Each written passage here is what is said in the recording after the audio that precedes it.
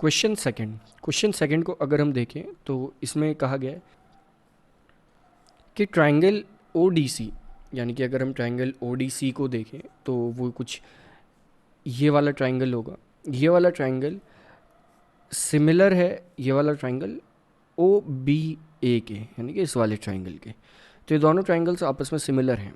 इस अकॉर्डिंग हमें कुछ एंगल्स भी गिवन है। लाइक हमें पता है कि यहाँ पर पहली चीज़ जो एंगल गिवन है वो एंगल बी ओ सी है।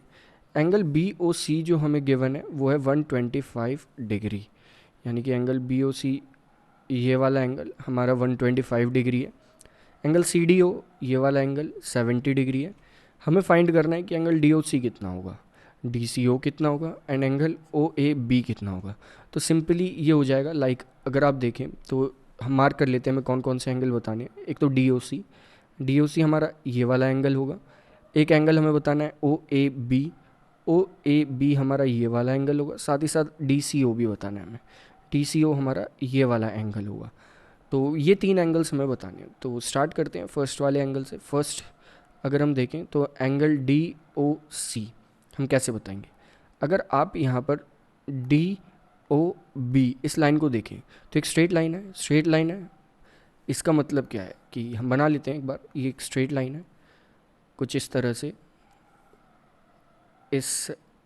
तरह से लाइक यहाँ पर है डी, यहाँ पर है ओ, यहाँ पर है C B, D O B एक स्ट्रेट लाइन है, डी ओ सी नहीं है। डी ओ बी एक स्ट्रेट लाइन है और ये कुछ इस तरह से एक लाइन जा रही है सी तक। ये वाला एंगल हमें पता है कि ये वाला एंगल 125 डिग्री है। तो एक स्ट्रेट लाइन पे जो एंगल होता है वो टोटल तो होता है 180। तो ये बचा हुआ एंगल कितना होगा, ये होगा 180 माइनस 125 डिग्री। तो ये एंगल हमारे पास डायरेक्टली आ जाएगा। दैट इज़ जब हम इसे सॉल्व कर देंगे तो 55 डिग्री, यानी कि ये वाला एंगल हो जाएगा हमारा 55 डिग्री। सेकंड अगर हम देखें तो ये तो हमारा फर्स्ट एंगल था। सेकंड अगर हम देखें तो सेकंड एंगल जो हमें बताना है वो बताना है डी सी ओ। अगर अब आप यहाँ पर देखें तो ये एक ट्रायंगल फॉर्म हो रहा है। ट्रायंगल के तीनों एंगल्स का जो सम होता है वो होता है 180 डिग्री। तो एक तो 70 डिग्री है ही यहाँ पे, एक हमने फाइंड करा कि 55 डिग्री है, प्लस एंगल जो हमें नहीं पता उसे x मान लेते हैं। तीनों का सम आएगा 180 डिग्री। और अब हम x को फाइंड कर लेंगे इजीली। x हो जाएगा यहाँ से 180 degree minus 70 degree minus directly यहाँ पर हम लिख देंगे दैट इज़ माइनस 55 डिग्री। तो जो दूसरा एंगल है जब सब्ट्रैक्ट करेंगे आप तो वो एंगल भी आ जाएगा आपका 55 डिग्री, यानी कि ये जो दूसरा एंगल है ये भी 55 डिग्री आ जाएगा। अब देखते हैं थर्ड एंगल अगर हम देखें तो वो हमें बताना है एंगल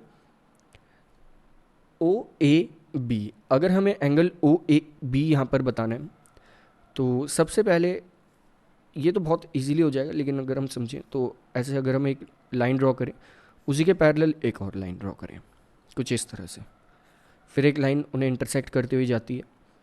तो यहाँ पर ये वाला एंगल हमें पता है कि ये वाला एंगल अभी हमने कैलकुलेट करा, ये तो आया 55 डिग्री। तो ये वाला एंगल और ये वाला एंगल तो आपस में इक्वल होते हैं, तो ये भी कितना आ जाएगा 55 डिग्री, क्योंकि ये दोनों एंगल एक तरह से जब दो पैरेलल लाइंस फॉर्म करती हैं तो ऑल्टरनेट एंगल्स हो जाती हैं और ऑल्टरनेट एंगल्स हमेशा इक्वल होते हैं। तो ये दोनों एंगल्स भी एक तरह से इक्वल ही होंगे। तो ये एंगल भी आ जाएगा हमारे पास एंगल 55 डिग्री। तो तीनों एंगल्स हम यहाँ से कैलकुलेट कर लेंगे कि तीनों एंगल्स की वैल्यू कितनी आती है।